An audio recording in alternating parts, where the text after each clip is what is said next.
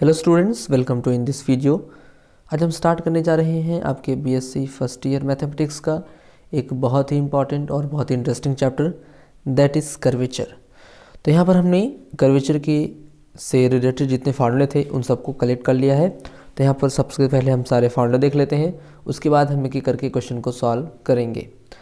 तो यहाँ पर फार्मूला हमारा है, सबसे पहले हम रेडियस ऑफ कर्वेचर का फार्मूला देखते हैं।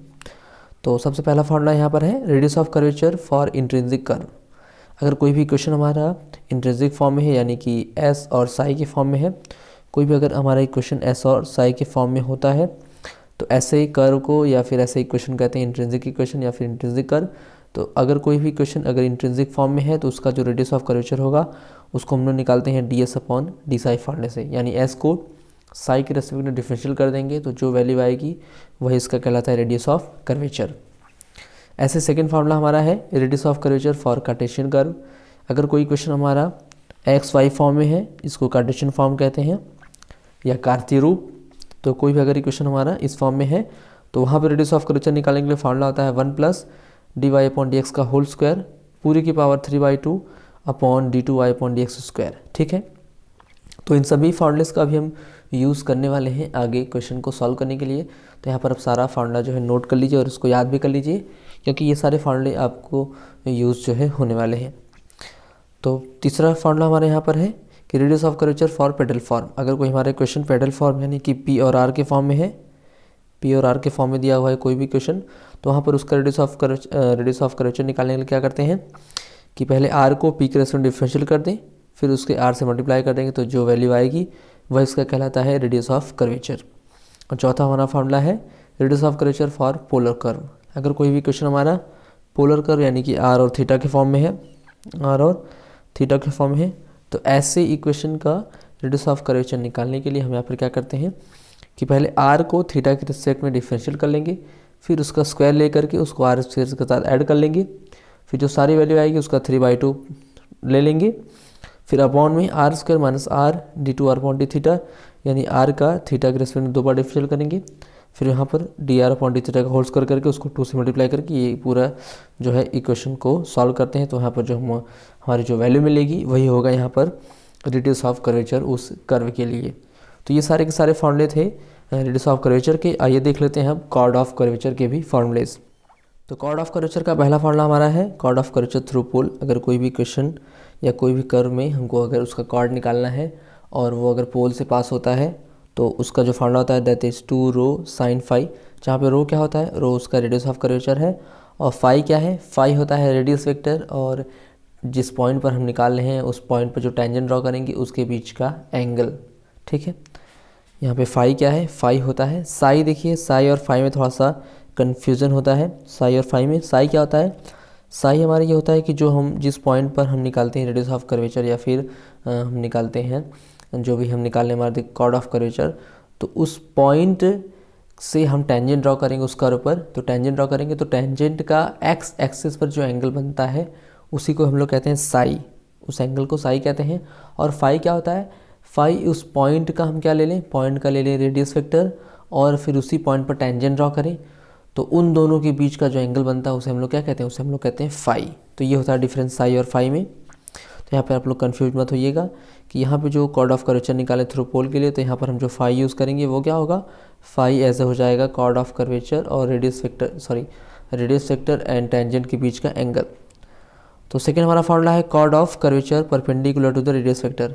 अब ऐसा उसका निकालना है हमको कॉर्ड की वैल्यू जो कि क्या है, रेडियस वेक्टर के परपेंडिकुलर है, तो वहाँ पर उसका फार्मूला हो जाएगा 2 रो कॉस फाई। और थर्ड हमारा फार्मूला है chord of curvature parallel to x axis. अगर कोई हमारा कॉर्ड जो है वो एक्स एक्सिस के पैरेलल है तो वहाँ पर उसका निकालने के लिए डिस्टेंस निकालने क्या करते हैं कि 2 रो साइन साई वैल्यू निकाल लेते हैं। साई क्या है, साई एंगल है हमारा उस पॉइंट पी पर जो टेंजेंट ड्रॉ करेंगे उसका और एक्स एक्सिस के बीच में बना एंगल साई होता है। तो यहाँ पर रो की वैल्यू पहले निकालेंगे यानी रेडियस ऑफ कर्वेचर निकालेंगे, फिर उसको साइन साई से मल्टीप्लाई करने के बाद जो वैल्यू आएगी उसे हम लोग कहेंगे chord of curvature parallel to x axis. और यहाँ पर अगर इसमें साइन वैल्यू लेते हैं और इसमें अगर कॉस वैल्यू ले लें उसी की, तो यहाँ पे जो कॉर्ड ऑफ कर्वेचर आएगा वो क्या हो जाएगा, वो हो जाएगा पैरेलल टू वाई एक्सिस। तो ये सारे फार्मूले आप लोग अच्छी तरह याद कर लीजिए, क्योंकि इसे सारे फार्मूले पर बेस्ड हैं कई सारे क्वेश्चन। और आपके हो सके तो एग्ज़ाम में भी इसी फार्मूले को ही पूछ दिया जाए कि 4 ऑप्शन दे दिया जाए, पूछ दिया जाए कि ये बताइए chord of curvature parallel to y axis क्या होगा, और 4 आपको ऑप्शन दे दिया जाए तो उसमें हो सकता है एक ऑप्शन ही आपको देखने को मिल जाए। तो इस तरह भी क्वेश्चन हो सकते हैं। तो सारे फार्मूलेज भी आपके लिए बहुत ही इंपॉर्टेंट है, और क्वेश्चन हम जो सॉल्व करने जा रहे हैं वो तो इम्पॉर्टेंट है ही। तो आइए अब कुछ इन सभी फार्मूले से रिलेटेड क्वेश्चन को देख लेते हैं। तो सबसे पहला क्वेश्चन हमारा है the radius of curvature at a point s s i of the curve s is equal to c log 6i। तो यहाँ पर हमको एक कर्व का एक क्वेश्चन दिया हुआ है s is equal to c log 6i। इसका हमको बताना है रेडियस ऑफ कर्वेचर क्या होगा एट पॉइंट एस साई पर। तो देख रहे हैं कि ये जो इक्वेशन दिया हुआ है ये पेडल फॉर्म में है, सॉरी इंट्रिंसिक फॉर्म में है। तो इंट्रिंसिक फॉर्म मतलब कि एस और साई के फॉर्म में है। तो अगर कोई भी इक्वेशन इंट्रिंसिक फॉर्म में होता है तो उसका हम निकालने के लिए रेडियस ऑफ कर्वेचर फार्मूला होता है रो इज इक्वल टू होता है D S upon D Sai. यानी यहाँ पे एस को क्या कर दें, साई के रेस्पेक्ट में डिफरेंशियल कर दें। तो देख रहे हैं कि जो कर्व का इक्वेशन दिया वो है s is equal to c log 6i। तो यहाँ पर अगर हम लोग s को क्या कर दें, साई के रेस्पेक्ट में डिफरेंशियल कर दें तो यहाँ हमको मिलेगा d S upon D psi is equal to, तो c तो कांस्टेंट है, पहले हम लॉग का फार्मूला लगाएंगे तो हो जाएगा 1 अपॉन 6i। फिर यहाँ से अगर सिक का फार्मूला लगाते हैं तो हो जाएगा यहाँ पर 6i इंटू 10 ठीक है। चूँकि साई के रेस्पेक्ट में कर रहे हैं इसलिए साई का डिफरेंशियल हो जाएगा 1। तो यहाँ से 6i कैंसिल हो जाएगा और रो इज इक्वल टू आ जाएगा कितना, rho is equal to D S upon D psi is equal to यहाँ से हो जाएगा सी 10 साई। तो ये क्वेश्चन बहुत इजी है, बस फार्मूले पर बेस्ड है। अगर आपको फार्मूला याद है तो आप क्वेश्चन को बड़े इजी वे में सॉल्व कर सकते हैं। तो इसका जो आंसर हो जाएगा that is option number c, इसका सही आंसर है। आइए नेक्स्ट क्वेश्चन देख लेते हैं। तो क्वेश्चन है the radius of curvature at point 2,2 of the curve r cube is equal to 2p square is.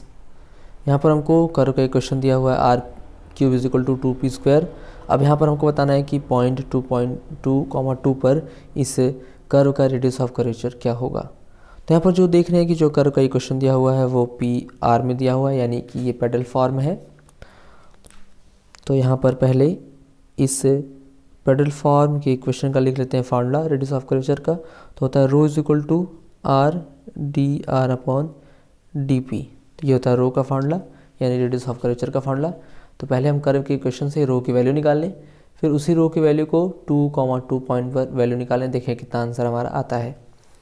तो सबसे पहले हम क्या करेंगे कि जो इक्वेशन दिया हुआ है r cube is equal to 2p square, यहाँ से पहले आर की वैल्यू निकालें तो आर इज इक्वल टू कितना हो जाएगा, आर इज इक्वल टू हो जाएगा 2 की पावर, यहाँ से करेंगे तो 2 की पावर 1/3 हो जाएगा, इंटू यहाँ से p की पावर हो जाएगा कितना 2/3। तो ये आर की वैल्यू आ गई।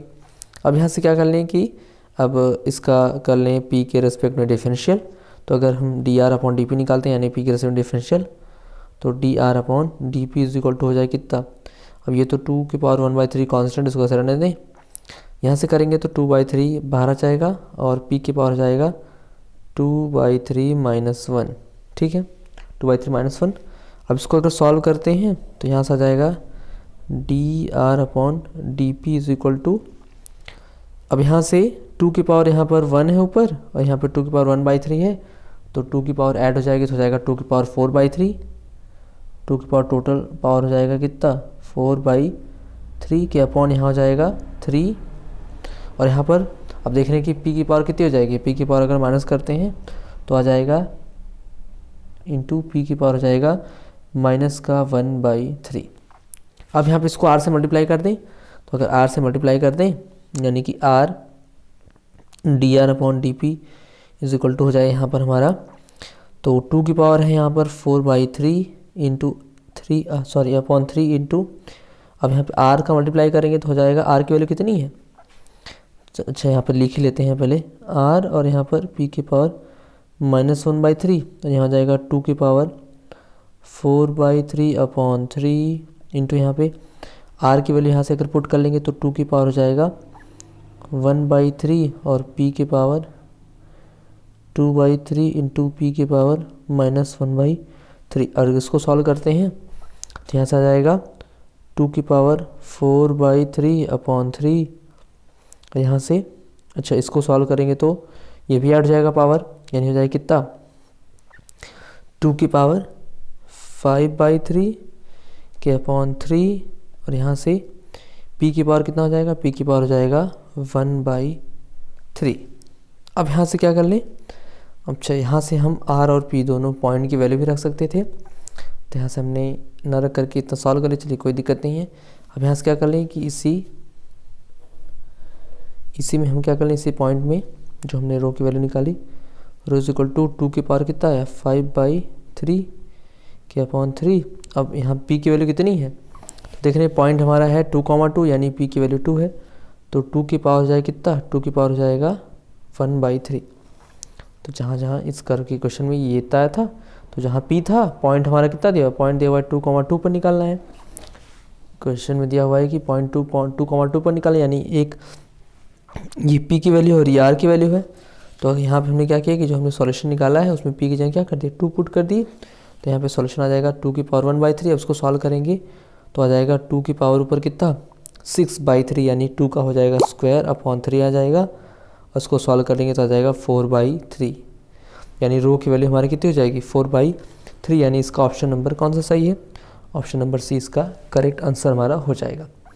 तो आइए नेक्स्ट क्वेश्चन देखते हैं। हमारा नेक्स्ट क्वेश्चन है radius of curvature at X Y of the curve y is equal to C cos hyperbolic x upon C is. यहाँ पर कर्व का एक क्वेश्चन दिया y is equal to C cos hyperbolic x by C. अब यहाँ पर x, y point पर हमको बताना है इसका रेडियस ऑफ कर्वेचर क्या होगा। तो देख रहे हैं कि जो कर्व का एक क्वेश्चन दिया हुआ है वो इंट्रिंसिक फॉर्म में है, सॉरी कार्टेशियन फॉर्म में यानी x और y में है। तो हमको पहले याद होना चाहिए कि कार्टेशियन फॉर्म में रेडियस ऑफ कर्वेचर का फॉर्मूला क्या होता है। तो हमको याद दिलाते हैं कि यहाँ पर कार्टेशियन फॉर्म में जो रेडियस ऑफ कर्वेचर का फॉर्मूला आता है that is rho is equal to होता है 1 + dy अपॉन dx का होल स्क्वायर पूरी की पावर 3/2 के upon d2y upon dx square. यानी यहाँ पर जो हमारा कर्व का इक्वेशन दिया हुआ है y is equal to C cos hyperbolic x by C. तो यहाँ से पहले हमको निकालना पड़ेगा dy/dx की वैल्यू, उसके बाद फिर हमको निकालना पड़ेगा d2y अपॉन dx स्क्वायर की वैल्यू। तो यहाँ से अगर इसको एक बार डिफरेंशियल करें तो हो जाएगा dy/dx इज इक्वल टू, यहाँ से c कांस्टेंट है, कॉस हाइपरबोलिक का होगा डिफरेंशियल साइन हाइपरबोलिक, हो जाएगा sine hyperbolic x by C, और x बाई सी का डिफरेंशियल करेंगे तो c एज ए कांस्टेंट है, और x का डिफरेंशियल x के रेस्पेक्ट में करें तो 1 हो जाएगा, यानी आ जाएगा 1/c, और c से c क्या हो जाएगा कैंसिल। ठीक है, अब इसका अगर सेकंड डेरिवेटिव भी निकाल लें यानी कि d2y अपॉन dx स्क्वायर तो आ जाए कितना। तो यहाँ से अब देख रहे हैं कि साइन का हम करते हैं अगर डिफरेंशियल तो साइन का क्या हो जाएगा, साइन का होता है cos hyperbolic x by C, और अगर x बाई सी का करेंगे x के रेस्पेक्ट में तो 1/c बाहर आ जाएगा, यानी हो जाएगा 1/c cos hyperbolic x by C. तो ये हो जाएगा d2y अपॉन dx स्क्वायर की वैल्यू। अब इसी सारी वैल्यूज़ को, दोनों वैल्यूज़ को रो के फॉर्मूले में पुट कर दें तो रो इज इक्वल टू हो जाएगा 1+ यहाँ पे होता है dy/dx का होल ऑफ स्क्वायर। अब यहाँ पे dy/dx का होल ऑफ स्क्वायर है, यानी क्या हो जाएगा, यानी यहाँ हो जाएगा साइन स्क्वायर, साइन हाइपरबोलिक का square, hyperbolic square x by C, और पूरे के पावर क्या हो जाएगा, पूरे के पावर हो जाएगा 3/2 के अपॉन यहाँ हो जाएगा कितना, यहाँ हो जाएगा d2y अपॉन dx स्क्वायर, यानी कि 1/, यहाँ हो जाएगा 1/c cos hyperbolic x by C. अब इसको अगर सॉल्व करें तो देखिए 1 - साइन स्क्वायर की वैल्यू कॉस स्क्वायर होती है, लेकिन हाइपरबोलिक वाले में 1 + साइन स्क्वायर की वैल्यू कॉस स्क्वायर होती है। तो यहाँ आ जाएगा cos hyperbolic square x by C, और पूरे के पावर क्या हो जाएगा 3/2 के अपॉन यहाँ से आ जाएगा c तो ऊपर चला जाएगा 1/c है, यहाँ आ जाएगा cos hyperbolic x by C. अब इसको अगर सॉल्व करें तो यहाँ से आ जाए कितना, ऊपर देखने की जब इसका मल्टीप्लाई होगा तो 2 से 2 कैंसिल, यानी क्यूब आ जाएगा, हो जाएगा c cos hyperbolic cube x by C के अपॉन हो जाएगा कितना, cos hyperbolic x by C is equal to, यहाँ से अब एक कॉस हाइपरबोलिक वाला टर्म कैंसिल हो जाएगा। देखिए यहाँ पर क्यूब जो आया है, यहाँ पर अगर हम लोग स्क्वायर का और 3/2 का मल्टीप्लाई करेंगे, पावर का पावर से मल्टीप्लाई होगा, तो 2 से 2 कैंसिल हो जाएगा, बचेगा क्यूब, इसलिए हमने यहाँ पर क्यूब लिखा। ठीक है, अब यहाँ से बचेगा c कॉस हाइपरबोलिक x/c और कॉस हाइपरबोलिक का स्क्वायर होगा। चूँकि यहाँ पे y की वैल्यू इक्वेशन से अगर हम लोग लिखना चाहें तो आंसर हमारा देखने की y में दिया हुआ और c में दिया हुआ है, यानी यहाँ से कॉस हाइपरबोलिक की वैल्यू क्या लिख सकते हैं, कॉस हाइपरबोलिक को लिख सकते हैं y/c, c को उधर ले लें तो कॉस हाइपरबोलिक x/c को लिख सकते हैं y/c। तो यहाँ से जो हमारा आंसर आया है उसमें हम लोग लिख सकते हैं rho is equal to c into, अब यहाँ पे देखिए कॉस हाइपरबोलिक x/c की वैल्यू क्या है, इसकी वैल्यू है y/c। तो यहाँ से हो जाएगा कितना, यहाँ जाएगा y² और एक से कैंसिल हो जाएगा, तो रो इज इक्वल टू आ जाएगा y²/c। तो ये हो जाएगा इस क्वेश्चन का आंसर, यानी कि इस वाले आंसर में हमारा जो ऑप्शन नंबर बी है वो इस क्वेश्चन का सही आंसर है। क्वेश्चन दिया हुआ है the radius of curvature at the point 1/4 of the curve is. यहाँ पर एक कर्व का एक क्वेश्चन दिया हुआ है √x + √y = 1। यहाँ पर हमको बताना है कि 1/4 पॉइंट पर इस कर्व का रेडियस ऑफ कर्वेचर क्या होगा। ठीक है, तो यहाँ पर सबसे पहले देख रहे हैं कि जो हमारा कर्व का इक्वेशन दिया हुआ है वो यहाँ पर कार्टेशियन फॉर्म में है, यानी कि जो इक्वेशन दिया हुआ है वो √x + √y = दिया हुआ है 1। ठीक है, तो यहाँ पर सबसे पहले हम निकालेंगे इसका रेडियस ऑफ कर्वेचर। तो आपको याद दिला दें कि जो हमारा कार्टेशियन फॉर्म होता है उसमें रेडियस ऑफ कर्वेचर होता है rho is equal to 1 + dy/dx का होल स्क्वायर पूरी की पावर 3/2 के अपॉन होता है d2y/dx²। ठीक है, तो सबसे पहले हम निकालते हैं dy/dx की वैल्यू।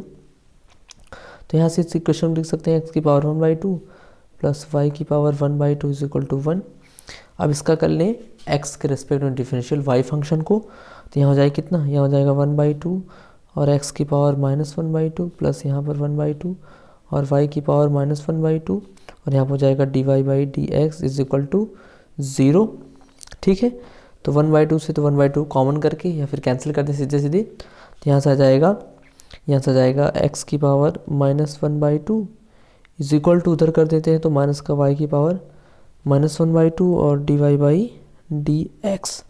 तो यहाँ से dy/dx की वैल्यू आ जाएगी कितनी, dy/dx = हो जाएगा माइनस का x की पावर -1/2 अपॉन y की पावर -1/2। तो ये आ गई dy/dx की वैल्यू। अब ऐसे ही अगर हम लोग निकालें d2y/dx² की वैल्यू, यानी इसका x के रिस्पेक्ट में एक बार और डिफरेंशियल करें, तो यहाँ जाएगा d2y/dx² = अब इसमें फर्स्ट और सेकंड फॉर्म लगाएंगे, तो यहाँ पर जो, या फिर इसको लिख सकते हैं, इसको अगर हम लिखना चाहें तो ये जो माइनस वाला उसको ऊपर ले लें, यहाँ हो जाएगा यहाँ पर y की पावर 1/2 के अपॉन x की पावर 1/2। ठीक है, यहाँ पर हमने क्या किया, y की पावर देख रहे हैं माइनस में टर्म था तो उसको ऊपर ले लें प्लस हो जाएगा, और x की पावर माइनस में टर्म था उसको नीचे ले लेंगे तो क्या हो जाएगा, वो प्लस भी हो जाएगा। ठीक है, तो यहाँ पर क्या हो गया, तो यहाँ पर आप फर्स्ट और सेकंड फॉर्मूला लगाएंगे, तो फर्स्ट फंक्शन हमारा हो जाएगा x की पावर 1/2 फर्स्ट फंक्शन और डिफरेंशियल ऑफ सेकंड। अब y की पावर 1/2 का डिफरेंशियल करेंगे तो हो जाएगा 1/2 और y की power -1/2 into dy/dx plus second function यानी y की पावर 1/2 और फर्स्ट का डिफरेंशियल करेंगे तो हो जाएगा 1/2 और x की पावर -1/2 और पूरे के अपॉन इसका होल स्क्वायर, यानी इसका स्क्वायर करेंगे तो हो जाएगा सिर्फ x। ठीक है, जिसको थोड़ा सिंप्लीफाई करें तो देख रहे हैं कि यहाँ पर भी 1/2 यहाँ पर 1/2 यानी 1/2 कॉमन कर लें तो -1/2 यहाँ से बचेगा कितना, यहाँ से बचेगा x की पावर 1/2 और इसकी पावर माइनस में है तो हो जाएगा अपॉन में, या फिर लिख सकते हैं x की पावर 1/2 अपॉन y की पावर 1/2 यहाँ से और dy/dx। ठीक है, यहाँ से x की पावर 1/2 y की पावर -1/2 को हमने नीचे ले लिया तो y की पावर 1/2 हो जाएगा और 1/2 दोनों से काउंट करके बाहर कर लिए, और यहाँ से प्लस यहाँ से देख रहे हैं y की पावर 1/2 ये ऊपर हो जाएगा और अपॉन हो जाएगा x की पावर 1/2 पूरे के अपॉन x। अब क्या कर दें कि अगर हम लोग क्या कर देते हैं dy/dx की वैल्यू यहाँ पुट कर दें तो हो जाएगा माइनस का 1/2, यहाँ हो जाएगा, इसको लिख सकते हैं रूट में x अपॉन रूट वाई, और यहाँ से dy/dx की वैल्यू कितनी होगी, dy/dx को यहाँ पे लिख सकते हैं माइनस का root y upon root x, हो जाएगा माइनस, यानी यहाँ माइनस और रूट का हो जाएगा y/x, ठीक है। और प्लस यहाँ पर कितना है, यहाँ पर है रूट में y/x अपॉन में हो जाएगा कितना, अपॉन में x, तो ये y से y कैंसिल हो जाएगा, x से x कैंसिल हो जाएगा, ये बचेगा 1, और यहाँ पर माइनस कॉमन कर लेंगे तो हो जाएगा 1/2, और यहाँ बचेगा 1 प्लस, और ये हो जाएगा माइनस का रूट में y अपॉन एक्स के अपॉन एक्स, तो आगे d2y अपॉन dx² की वैल्यू, ठीक है। अब यहाँ पे क्या कर दें कि जो हमारा dy/dx की वैल्यू आई थी, इसको हम लोग क्या कर देते हैं, पॉइंट हमारा दिया हुआ है 1/4, इसी पॉइंट पर हमको निकालना है। यहाँ पर क्या कर दें कि इस वाले फॉर्मूले में भी वैल्यू पुट कर दें, यानी एट 1/4 पर यहाँ हो जाएगा माइनस का रूट में 1/4 की पावर 1/2 के अपॉन हो जाएगा 1/4 की पावर 1/2, ठीक है। तो दोनों पॉइंट सेम है, तो इसकी वैल्यू कितनी हो जाएगी, इसकी वैल्यू जाएगी -1। सेम ऐसे अगर यहाँ पर सॉल्व करते हैं इस वाले फॉर्मूले में, तो यहाँ पर हो जाएगा 1/2, और यहाँ पर इसको सॉल्व करेंगे तो हो जाएगा 1 माइनस, अब रूट में y/x है, यानी 1/4 यानी हो जाएगा ये 1, ठीक है। और अपॉन में करेंगे x, यानी 1/4, तो यहाँ से 1 में से 1 जाएगा, 0 जाएगा, यानी टर्म क्या आ गया, 0 आ गया। अब यहाँ पर अगर ये 0 आ जा रहा है, तो यहाँ पर एक गलती हो गई है कि ये जो हमारा सेकंड डेरिवेटिव वाला फार्मूला होता है, जहाँ पे फर्स्ट और सेकंड फार्मूला लगाएंगे, तो यहाँ पे फार्मूला क्या होता है कि फर्स्ट फंक्शन और डिफरेंशियल ऑफ सेकंड माइनस यहाँ पे होता है, यही गलती हो गई थी यहाँ पर कि फार्मूला यहाँ पर माइनस होता है, minus integration differential of second function और डिफरेंशियल ऑफ फर्स्ट हो जाता है यहाँ पर, ठीक है। तो ये फार्मूला होता है, तो यहाँ हो जाएगा माइनस, ठीक है। और अगर यहाँ माइनस हो जा रहा है, उसके बाद फिर अगर dy/dx की वैल्यू रखेंगे तो ये माइनस पहले से रहेगा, और यहाँ पर dy/dx की वैल्यू रखेंगे तो ये वाला टर्म भी क्या हो जाएगा, माइनस, और अगर माइनस कॉमन कर लेंगे तो यहाँ हो जाएगा प्लस, ठीक है।